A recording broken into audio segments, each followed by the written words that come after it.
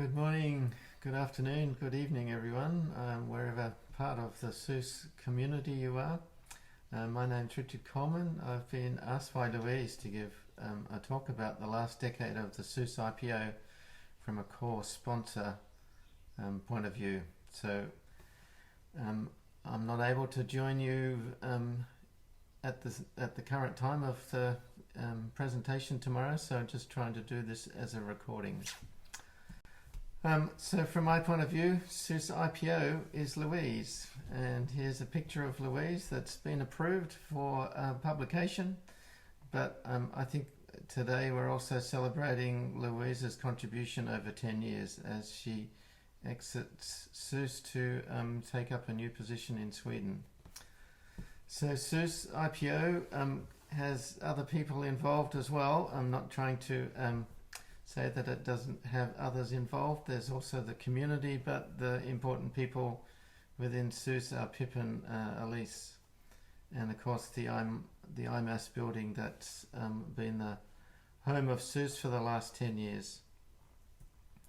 So from my perspective, the SOOS IPO history started in 2006 with a SCAR, Pogo and ComNet workshop that was held in Hobart. Tony Hammett was the chief of CSIRO at the time and on the Pogo committee, and there was conversation started about a Southern Ocean observing system. This was pushed quite a bit with the Ocean Obs 2009 conference that was held with a white paper presented by Steve Rintoul of CSIRO that involved quite a number of people that are still involved with SCAR and SCORE, and this number of expert working groups across those two agencies, as well as Clivar and Click, helped prepare this white paper that was later published. And then a number of key people in the Hobart Marine community, including Steve, Michael Studdart, who was the acting director of IMAS at that stage, John Gunn, who'd moved from CSIRO to be AAD chief scientist, and Tim Altman, who was the Integrated Marine Observing System director. So these conversations started in early 2010, and by mid 2010 it was agreed that IMAS would fund the first position within SOOS, which was the key position of the SOOS executive officer, and IMAS would fund it for 5 years. That office, the IPO, would be located within the IMAS building, co-located with IMOS, and this was agreed by the incoming inaugural IMAS director, Mike Coffin. After that, SCORE and SCAR really helped push the implementation strategy for SOOS. So the initial science and implementation strategy was co-sponsored by SCAR and SCORE.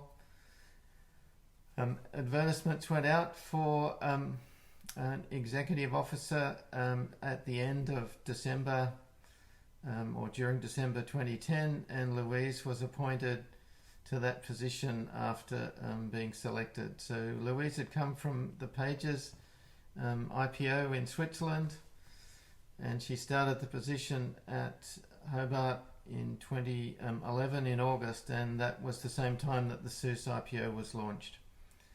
The first implementation plan for SOOS was published in 2012 as part of the first task, I guess, that Louise undertook as the incoming SOOS executive officer. SOOS IPO funding has largely been supported within Hobart, so IMAS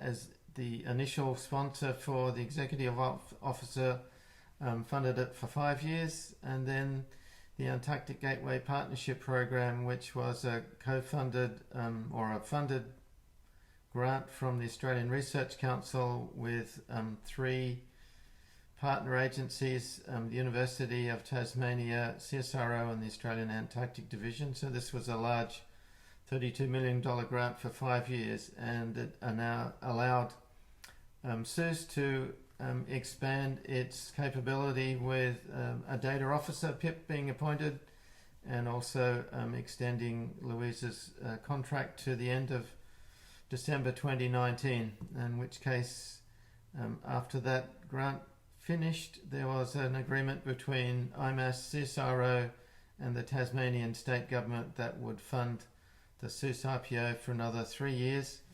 So that will continue until the end of 2022. So just looking at some of the amazing achievements that's been generated, largely with the insight and hard work of Louise and the rest of the SOOS community, but from my point of view, an amazing amount of coordination, strategy and activity from the IPO.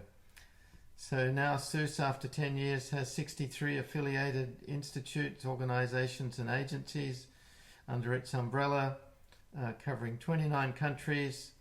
It's generated 10 observing initiatives across the international community, 37 international programs, has 5 regional working groups, 5 capability working groups and 4 task teams spanning all amazing sub-ocean and Antarctic observing systems.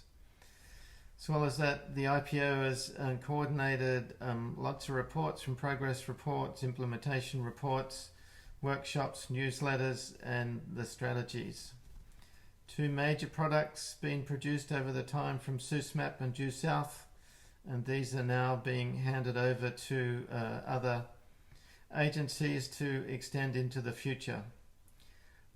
Louise, during the time, I tried to check out how much travelling she was doing, but across the national and international meetings, she was typically involved with more than 20 meetings per year. So it was an amazing amount of travel plus networking that led to, I think, some of the SOOS recognition in the international community. Oscar Schofield and Anna Valen noted in one of their reports that the IPO is a critical and extremely effective focal point for the community, and fully support their comments.